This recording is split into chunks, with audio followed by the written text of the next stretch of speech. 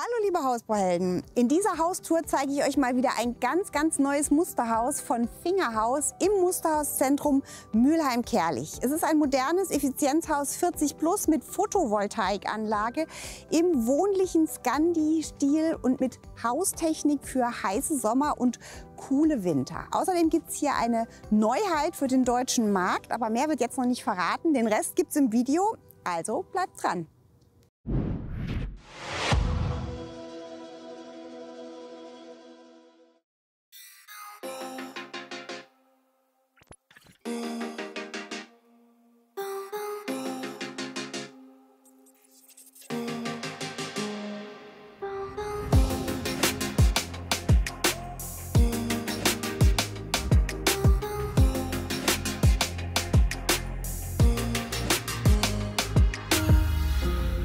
Das Haus hat Außenmaße von 11,35 Meter x 12 Meter. Das ist jetzt inklusive aller Anbauelemente. Wenn man die weglässt, hat es nur eine Breite von 8,40 Meter und ist damit auch für schmalere Grundstücke geeignet. Es ist ein modulares Konzept, wo es eben viele Anbauelemente gibt, die man flexibel platzieren kann. Und in diesem Fall ist es eben so, dass wir hier einen überdachten Eingangsbereich haben, ein Rucksackfenster und 2 Erker, die wir uns natürlich gleich genauer anschauen. So wie es hier steht, hat das Haus jetzt 168 Quadratmeter Wohnfläche. Es gibt auch noch 2 vorgeplante kleinere Varianten, die dann eben jeweils auch für kleinere Grundstücke und kleinere Geldbeutel geeignet sind.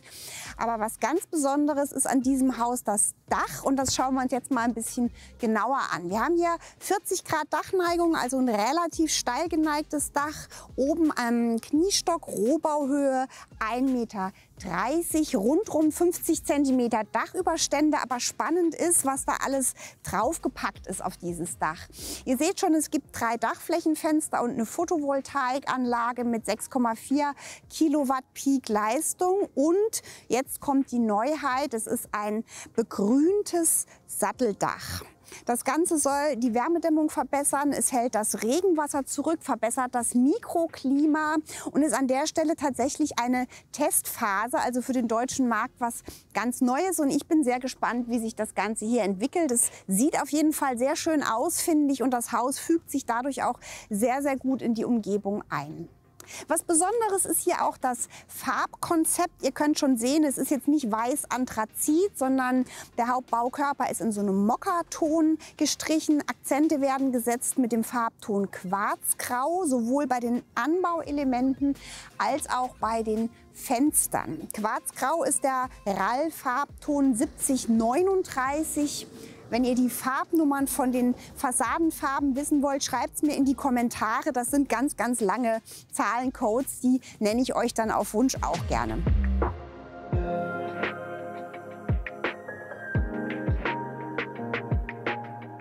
Bei diesem Musterhaus haben wir jetzt auf beiden Traufseiten so einen Erweiterungserker. Einmal auf der Terrassenseite, der Küche zugutekommt, und hier im Eingangsbereich. Ihr könnt bei den Fenstern schon 2 Besonderheiten sehen. Hier gibt es so ein Sitzfenster, das nach außen rauskragt, auch Rucksackfenster genannt. Man kann es von außen ganz gut sehen, woher der Name kommt. Das Ganze ist natürlich bautechnisch ein bisschen aufwendiger, weil man da oben auch ein Flachdach mit einer Abdichtung braucht.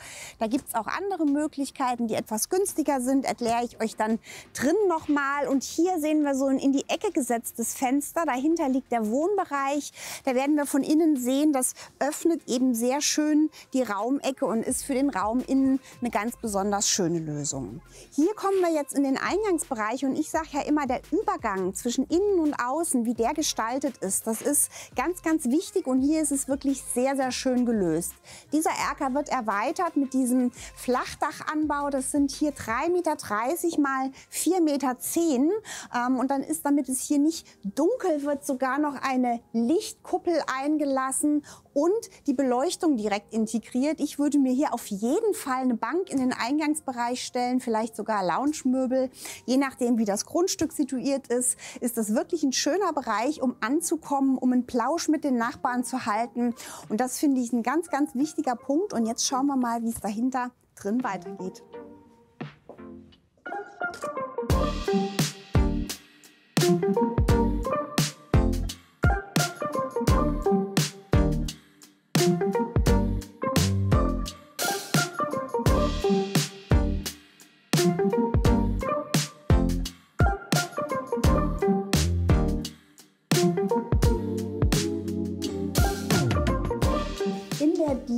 mit 5,8 Quadratmetern kein Platz verschwendet. Wir haben hier im Erdgeschoss eine Geschosserhöhung um 10 Zentimetern.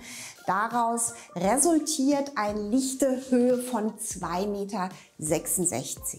Auf dem Boden sieht man hier wunderschönes Parkett im Fischgrätmuster verlegt. Das ist hier ein Stab, der 7 cm mal 49 cm ist. Das finde ich eine sehr, sehr schöne Größe für das Fischgrät. Ich weiß nicht, man kann das natürlich direkt bis an die Haustür legen, aber da müsst ihr euch auf jeden Fall was überlegen, da einen Teppich oder vielleicht gleich so eine eingelassene Sauberlauftone zu machen oder diese Diele zu fliesen. Wir haben hier eine Garderobennische oder eine Nische, die dafür prädestiniert ist, eine Garderobe zu sein. Den Spiegel würde ich mir, glaube ich, auf die andere Seite hängen. Hier ist wunderbar Platz. Und dann könnte man nämlich hier auch eine Einbaulösung machen mit einem Schrank, der geschlossen ist, wo man wirklich was unterbringt. Die Nische ist 1,50 breit und auf jeden Fall tief genug. Dadurch, dass das hier eine offene Galerielösung ist mit dem Dachflächenfenster, kommt hier von oben auch viel Licht rein, was wirklich sehr schön ist. Das muss man sich natürlich überlegen. Wenn man da solche Leuchten hängen haben will, wird es mit der Garderobe schwierig. Aber da muss man eben abwägen, was am praktischsten ist. Und jetzt schauen wir mal in den großen Wohn-Ess-Kochbereich.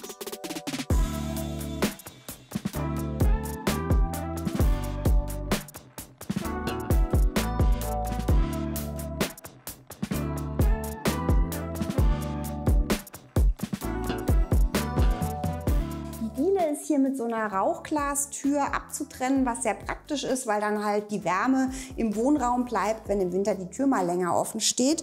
Und was ich hier gerade sehe, der Hersteller macht neuerdings auch diesen Übergang, diese Dehnfugen, sehr schön mit so einem schmalen Metallprofil, wo so eine Silikonfuge drin ist. Das ist wirklich auch eine sehr schöne Lösung. Der Wohn-Ess-Kochbereich hat insgesamt 49 Quadratmeter und wenn wir jetzt hier gerade schon stehen, sieht man, es gibt hier auch eine Hausautomation. Es ist ein KNX-basiertes System, wo man jetzt hier Sonnenschutz und Beleuchtung und Steckdosen bzw. auch die Raumtemperatur überall schalten und einstellen kann. Es sind hier so Lamellenjalousien drin, die eben sehr leicht runtergelassen werden können und Beschattung und Sichtschutz trotzdem auch Licht und Ausblick bieten.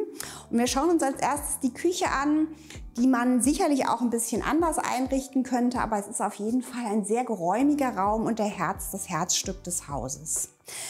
Vielleicht gehen wir als erstes mal zu dieser Rückwand, die verbirgt nämlich noch ein Geheimnis. Hier gibt es einen Durchgang in die Speisekammer oder einen Abstellraum unter der Treppe. Das sind nochmal fast 3,8 Quadratmeter. Das heißt, es ist wirklich ein Platz, den man sehr gut nutzen kann. Finde ich auch toll, das in der Rückwand zu verstecken. Ich könnte mir gut vorstellen, dass man diesen Schrank auch 60 cm tief macht. Hier ist es jetzt nur 40 tief und das Ganze raumhoch macht, weil da oben drauf fängt sich eh nur Staub und dann hätte man hier noch ein bisschen mehr Stauraum.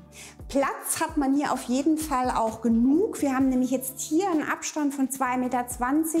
Das ist ein Raum, da kann ich jetzt gar nicht so viel mitmachen. Deshalb fände ich die Idee, das hier ein bisschen tiefer zu machen, ganz gut. Und natürlich kann auch dieser freistehende Tresen ein bisschen anders proportioniert sein. Wir haben jetzt hier 1,27 mal 1,55. Sehr schön ist schon mal, dass wir hier das Kochfeld mit dem Abzug nach unten haben und dann oben an der richtigen Stelle ein Licht. Mir wäre es wahrscheinlich nicht hell genug. Ich kann euch nur sagen, guckt, dass ihr genug Licht in der Küche habt, wo ihr es braucht. Auch hier wieder die Steckdosen direkt am Kochfeld. Das ist sehr praktisch mit dieser Lösung, die man eben auch zuklappen kann. Auch mit der Ladebuchse noch daneben, sodass man im Tresen auf jeden Fall auch Strom hat. Der Abzug nach unten bedingt natürlich, dass hier unten drunter die Technik ist. Hier sind sehr große Schubladen. Ich zeige euch das gleich auch nochmal auf der anderen Seite. Das ist ganz schön, dass man eben eine großflächige Teilung hat und dann innen drin aber auch nochmal die Möglichkeit, diese Schubladen hier einzeln aufzumachen. Der Abstand hier ist 1,20. Auch das könnte noch ein bisschen schmaler sein. Also man hätte hier wirklich Platz, auch noch ein bisschen ranzurücken, einen etwas längeren, schmaleren Tresen zu machen. Und auch hier würde ich euch empfehlen, dann über der Arbeitsfläche bisschen mehr Licht zu haben. Toll ist natürlich, dass man durch diese große Festverglasung hier einen tollen Ausblick nach draußen und viel Tageslicht hat.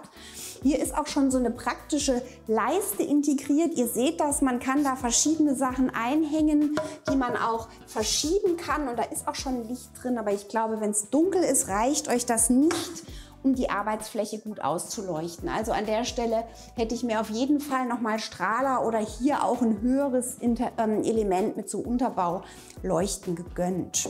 Die Tiefe sind jetzt hier 58 cm. Auch da kann man sicherlich ein bisschen mehr Breite noch machen. Hier hat man jetzt eine Höhe von 1,70. Auch da könnte ich mir vorstellen, man kriegt wesentlich mehr unter, wenn man das Ganze bis oben hin nutzt. Dann ist jetzt hier der Fokus auf der Kaffeemaschine. Der Backofen ist relativ klein. Daneben ist der Kühlschrank. Und an der Stelle haben wir jetzt was ganz Besonderes. Wir haben hier nochmal einen kleinen Frühstücksplatz. Ich finde, das ist sehr schön. Der Erker, das ist jetzt das Anbauelement auf dieser Seite, springt hier 1,20 raus. Dadurch bekomme ich hier wirklich viel Platz.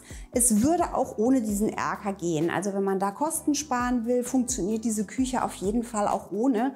Aber so ist es natürlich wunderschön. Diese Festverglasung hier hat von der Höhe 2,18 Meter, wie übrigens alle bodentiefen Fensterelemente hier im Erdgeschoss, und ist 2,40 Meter breit. Da kommt wirklich wahnsinnig viel Licht rein.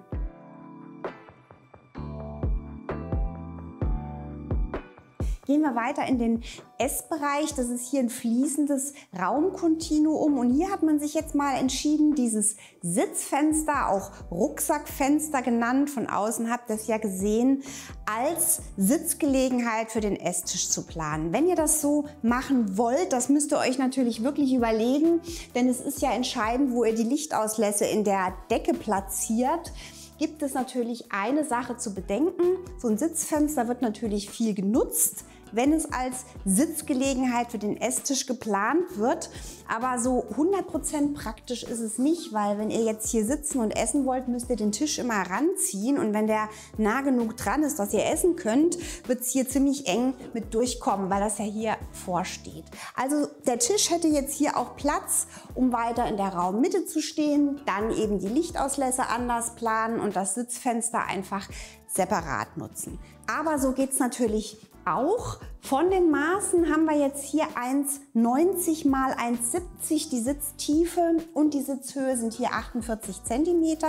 Das wäre jetzt ganz wichtig, wenn ihr es wirklich als Essplatz nutzen wollt, dass ihr die Sitzhöhe so plant, wie ihr auch eure Stühle und eure Tischhöhe habt. Also auch das muss man dann bedenken. Es gibt natürlich auch die Möglichkeit, so ein Sitzfenster mit einer Festverglasung zu machen, die in der Außenwand läuft und einfach innen einen Rahmen vorzusetzen. Das ist die bautechnisch etwas einfachere und etwas kostengünstigere Lösung. Schön ist natürlich, dass man dieses Sitzfenster an den Wohnstil anpassen kann. Hier haben wir ja den Scandi-Style mit hellem Holz und auch diesen besonderen Farbtönen. Hier ist mal das ganze Wohn-Ess-Koch-Bereichszimmer mit diesem Grün gestrichen. Wenn euch dieser Farbton interessiert, auch das kann ich euch gerne nochmal in den Kommentaren genau beantworten.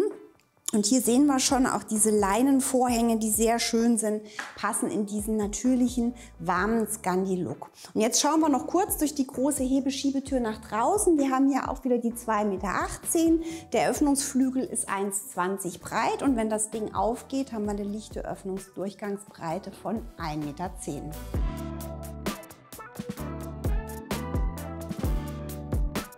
Es ist total schön, nah an der Küche und am Essplatz diesen Ausgang nach draußen zu haben. Und es ist natürlich auch schön, diese Hebeschiebetür mit der flachen Schwelle zu haben, weil man da einfach barrierefrei oder barrierearm rauskommt, auch wenn das natürlich etwas teurer ist als die Drehkippbeschläge. Der Übergang ist hier sehr schön gelöst. Man hat ja hier oft so Metallgitter mit so engen Kästchen. Das hier ist jetzt eine Sonderanfertigung, die hier sehr schön den Übergang zwischen Haus und Terrassenbelag schafft. Allerdings sind die Abstände hier relativ breit. Ich sehe nicht schon die Kaffeelöffel mit der Pinzette da rausfischen, wenn einem da was dazwischen fällt. Hier sieht man jetzt, dass dieser 1,20 vorspringende Erker für die Terrasse sehr schön ist, weil es natürlich jetzt hier einen sichtgeschützten und auch so ein bisschen einen windgeschützten Austrittsbereich gibt. Und nicht vergessen, die Außensteckdosen an allen Stellen, wo ihr sie braucht. Wir haben gesehen, neben der Haustür war auch eine, ganz wichtig, um die Weihnachtsbeleuchtung anzuschließen. Und jetzt schauen wir mal, wie es im Wohnzimmer weitergeht.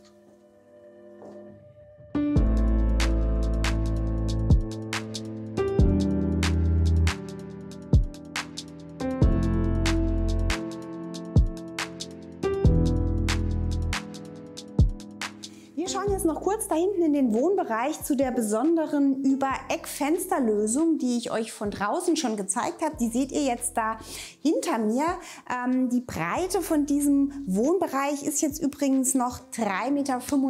Da müsst ihr drüber nachdenken, je nachdem, ob ihr einen riesen Fernseher braucht, wie viel Abstand ihr da haben wollt. Hier steht er jetzt schon in der Ecke und dann ist es eben sehr schön, dass man hier dieses Über-Eck-Fenster hat. Das hat eine relativ hohe Brüstung, das sind 97 Zentimeter. Wenn man den Rahmen noch dazu rechnet, ist es etwas über 1 Meter.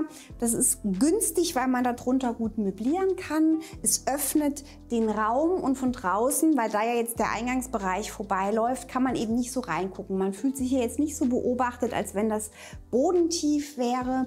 Und das ist für das Wohnzimmer, finde ich, ein sehr schöner, geborgener und trotzdem heller Raum, wo sehr viel Tageslicht reinkommt. Und jetzt schauen wir mal, was es hier im Erdgeschoss noch für weitere Räume gibt. Die Nebenräume sind nämlich ganz praktisch angedockt hier im Bereich hinter der Küche.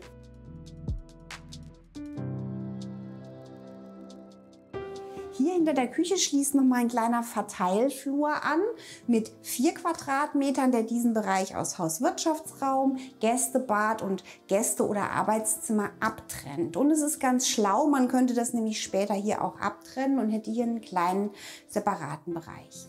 Hinter mir liegt jetzt das Beraterbüro, das sind 14,6 Quadratmeter und dieses Zimmer ist wirklich sehr, sehr flexibel nutzbar. Es könnte später ein Schlafzimmer sein mit angeschlossenem Bad für ein erwachsenes Kind, das studiert, oder auch für eine Pflegekraft. Es hat nämlich tatsächlich hier auch nochmal die Möglichkeit, einen separaten Zugang von außen zu machen. Da könnte man natürlich auch nochmal eine richtige zweite Eingangstür reinmachen.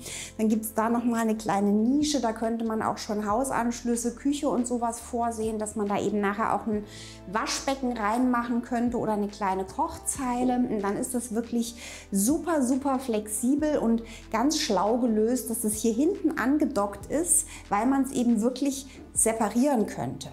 Hier gibt es dann direkt angeschlossen ein kleines WC mit Dusche. Das ist mit 4,4 Quadratmetern auch so groß, dass man es wirklich als Bad nutzen kann. Wir haben hier eine sehr, sehr schöne Fliese in Natursteinoptik, 60 x 60. Wir werden die oben auch noch im doppelten Format sehen, dann ist es natürlich noch edler. Sehr schön hier mit den matt dunklen Armaturen und auch der Dusche und den Drückergarnituren. Das sieht schon sehr gut aus. Der Fliesenspiegel läuft hier auf 1,20 rum. Wenn ihr das Ganze später mal vielleicht als Hauptbad für jemanden nutzen wollt, würde ich euch auch empfehlen, hier gleich einen größeren Waschtisch reinzumachen. Man hat auf jeden Fall genug Platz hier. Und die Brüstungshöhe ist hier mit 1,36 bzw. die Sichthöhe mit 1,50 genau richtig geplant, dass da eben von draußen auch keiner reingucken kann. Das Fenster ist 1,7 x 80, da kommt also auch wirklich viel Tageslicht rein und die Dusche ist hier mit so einer ebenen Duschtasse gemacht, 88 x 88 Zentimeter. Die ist also auch wirklich für einen erwachsenen Menschen sehr, sehr gut nutzbar. Und jetzt schauen wir um die Ecke noch in den Hauswirtschafts- und Technikraum. Der Hauswirtschafts- und Technikraum hat 10,9 Quadratmeter und die Größe ist absolut empfehlenswert für ein Haus auf Bodenplatte. Hier ist nämlich auch einiges drin. Hinter mir sehen wir jetzt den Wechselrichter und Batteriespeicher. Oben der Wechselrichter, unten der Batteriespeicher. Hier sind es jetzt 5 Kilowattstunden Speicherkapazität. Das ist modular erweiterbar auf 10 bzw. 15 Kilowattstunden. Hier haben wir jetzt so eine kleine Hauswirtschaftszeile mit Waschmaschine und Trockner. absolut sinnvoll, das hier unterzubringen. Und dann ist es eben auch schön, wenn man hier Platz hat, noch einen Wäscheständer aufzustellen oder ein Bügelbrett, wenn man mal Sachen hat, die nicht in den Trockner können. Hier weiter haben wir dann die Wärmepumpe mit Warmwasserspeicher, 190 Liter. Dann haben wir dahinter die Lüftungsanlage mit Wärmerückgewinnung. Ihr seht schon, hier ist noch ein besonderes Element oben drauf. Normalerweise ist das nur halb so hoch und hängt oben. Dann bekommt man da auch noch was drunter. Hier ist jetzt mit der Klimafunktion. Das heißt, es gibt eine Kühlung über die Lüftungsanlage und es gibt hier eine reversible Wärmepumpe, dass auch über die Fußbodenheizung im Sommer gekühlt werden kann. Mit eigenem Photovoltaikstrom ist das umwelttechnisch überhaupt kein Problem und man bekommt es da 3-4 Grad kälter im Haus im Sommer, was wirklich schon sehr, sehr angenehm ist. Hier auf der Seite ist dann noch eine Weichwasseranlage. Wenn ihr dunkle Armaturen und kalkhaltiges Wasser habt, ist das auf jeden Fall zu empfehlen. Auch ein Fenster ist ganz wichtig, dass ihr hier Tageslicht drin habt. Und jetzt schauen wir uns an, wie es oben aussieht.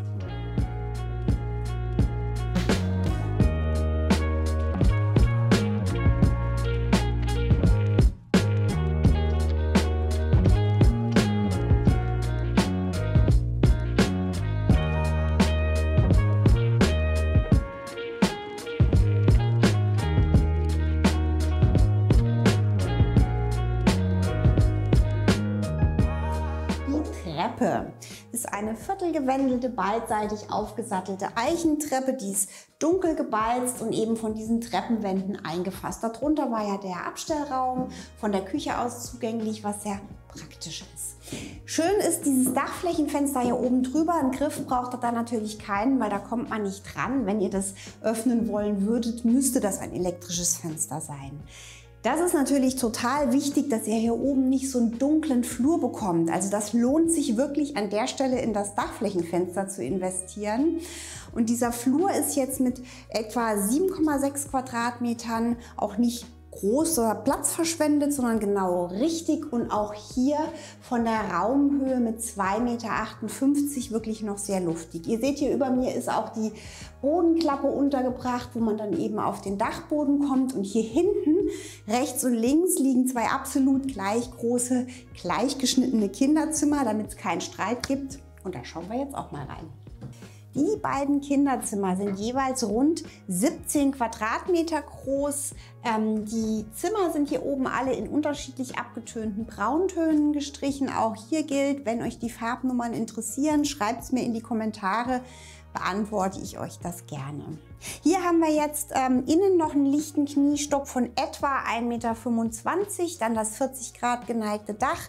Man sieht, das funktioniert sehr, sehr gut, da auch noch ein Bett drunter zu stellen. Hier hat man jetzt auch so ein extra flaches Bett gewählt, sodass das wirklich überhaupt kein Problem ist. Und hier haben wir jetzt ein großes Fensterelement. Das ist jetzt doppelflügelig und bodentief ausgeführt. Davor ist jetzt übrigens die Zuluft von der kontrollierten Lüftungsanlage. Im Erdgeschoss war die Zuluft auch im Boden und die Abluft in Küchen und Bädern immer in der Decke.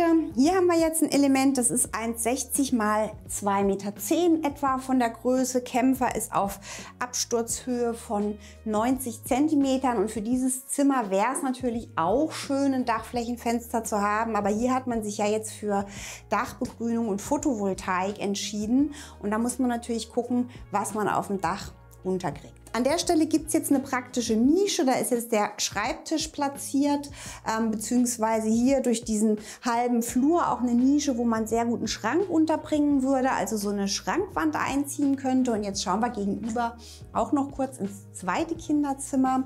Das hat ebenfalls 17 Quadratmeter, ist in diesem Fall jetzt ein Beraterbüro und nicht als Kinderzimmer eingerichtet, auch gleich geschnitten. Und da könnt ihr halt sehen, auch hier wäre natürlich ein Dachflächenfenster schön, ist aber natürlich auch immer mit zusätzlichen Kosten verbunden und ihr verliert Platz für die Photovoltaik.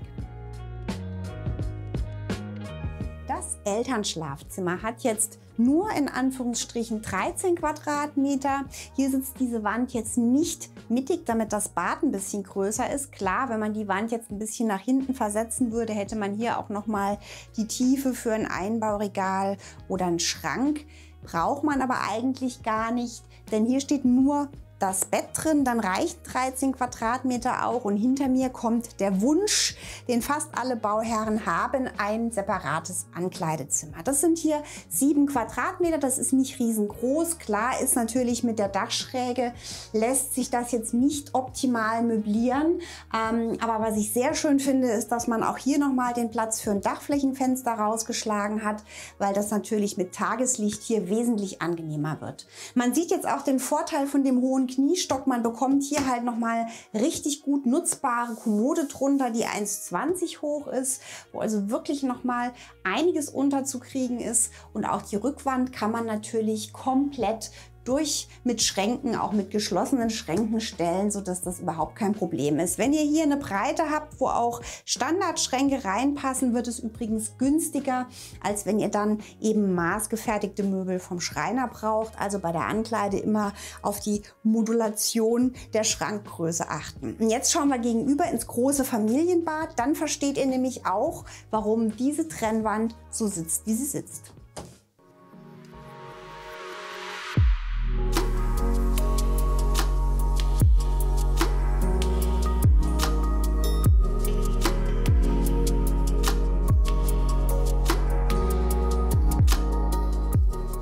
Familienbad ist 13,6 Quadratmeter groß und hier seht ihr jetzt auch, warum die Wand so sitzt. Das ist nämlich hier durchgezogen, das ist eine Trennwand und dahinter liegt die bodengleich begehbare Dusche. Hier haben wir jetzt eine riesengroße Fliese, 1,20 mal 1,20, auch wieder in Natursteinoptik. Das sieht total großzügig aus, auch dass hier die Wand komplett gefliest ist. Eine Kleinigkeit, wenn man jetzt hier Fugenfetischist ist, hätte man es vielleicht so machen können, dass die Fuge hier auch in der Mitte läuft. Wenn ihr das so haben wollt, müsst ihr wirklich einen Fliesenspiegel zeichnen. Sowas passiert nicht von selbst. Hier kann man das gut so machen, denn die Waschtische und dieser Spiegel sind so asymmetrisch in Tropfenform gestaltet. Das finde ich auch mal ganz interessant. Und dieser hinterleuchtete Spiegel ist natürlich auch immer ganz schön. Das ist allerdings eher ein Stimmungslicht. Auch hier müsstet ihr gucken, dass ihr genug Licht zum Schminken und Rasieren habt. Tageslicht hat man genug im Bad. Es gibt da auch noch mal ein Dachflächenfenster, zeige ich euch gleich. Jetzt gucken wir erstmal hier um die Ecke. Hier ist jetzt die Dusche und es ist eben wirklich so, dass man jetzt hier fast 1 Meter Breite hat, was einfach sehr komfortabel ist. Die Tiefe sind hier auch 1,55 Meter, das heißt, das reicht hier auch mit dem Spritzschutz. Da unten sehe ich schon eine Steckdose. Vermutlich ist das so gedacht, dass man hier auch einen Handtuchheizkörper hinmachen könnte, wo man eben dann die Strahlungswärme von diesem Heizkörper auch in der Dusche hat und eben die trockenen warmen Handtücher griffbereit. Das wäre auf jeden Fall sinnvoll. Hier haben wir nochmal das gleiche Fensterelement wie in den anderen Zimmern. Ihr wisst ja, was ich sage. Bodentiefe Fenster, hier ist Dusche, hier ist WC. Hängt man sich halt entweder von innen zu oder man macht sich von unten Plissés hin. Es ist natürlich für das Gesamtbild von außen, von der Fassade schön, wenn da überall die gleichen Fensterelemente drin sind. Aber hier wäre natürlich auch eine Brüstung denkbar. Hier haben wir dann die Nische fürs WC, die nochmal mit so einer Schamwand abgetrennt ist. Dahinter gehen die Installationen und die Abluft hoch, deshalb ist das ein bisschen vorgesetzt. Auch, dass man sich eben nicht stößt, wenn man aufsteht. Deshalb ist eben wichtig, dass man hier dann genug Höhe hat. Ganz interessant ist auch, dass die Sanitärkeramik mal in so einem matten Grünton gewählt ist. Und hier kommt jetzt die freistehende Wanne in ganz dunkel. Das ist praktisch, die ist massiv, man kann sich auch mal auf den Rand setzen. Die ist relativ schmal, das sind irgendwie 75 mal 1,55 und diese freistehenden Wannen mit den freistehenden Armaturen dahinter, ihr müsst halt immer wissen, kleckert auch mal das Wasser dahinter, dass man dann dahinter nicht so richtig wegputzen kann. Und wenn da mal Kinder in der Wanne sitzen, würde ich mir diese Rückwand, glaube ich, Fliesen oder zumindest, hier ist jetzt Tapete, so eine Elefantenhaut streichen, damit das eben nicht nass wird. Wunderschön ist natürlich, dass man jetzt in der Wanne liegen und da durch das Dachflächenfenster in die Sterne gucken kann. An diesen Griff kommt man jetzt nicht dran, also auch an der Stelle könnte man sich vielleicht ein Fenster gönnen, das elektrisch zu öffnen ist. Oder man sagt einfach, ich mache es sowieso nicht auf, weil man ja hier auch die Lüftungsanlage hat und natürlich auch die Möglichkeit, da schnell abzulüften. Jetzt haben wir alle Räume im Musterhaus Juno in Mülheim-Kärlich gesehen. Wenn ihr euch das Haus selber mal anschauen wollt, die Öffnungszeiten sind mittwochs bis sonntags von 11 bis 17 Uhr oder nach Vereinbarung, der Eintritt ist frei. Die Grundrisse habe ich euch wie immer unten verlinkt in unsere Hausdatenbank, wenn ihr euch die anschauen wollt. Ihr findet da auch eine Preisinfo vom Haushersteller. Und wenn ihr noch mehr Haustouren von Häusern dieses Herstellers sehen wollt, habe ich euch hier nochmal was eingeblendet. Und wenn ihr insgesamt noch mehr Videos von uns schauen wollt, dann abonniert doch unseren Kanal. Am besten mit Glocke, denn dann verpasst ihr auch alle weiteren Videos nicht von und für Hausbauhelden.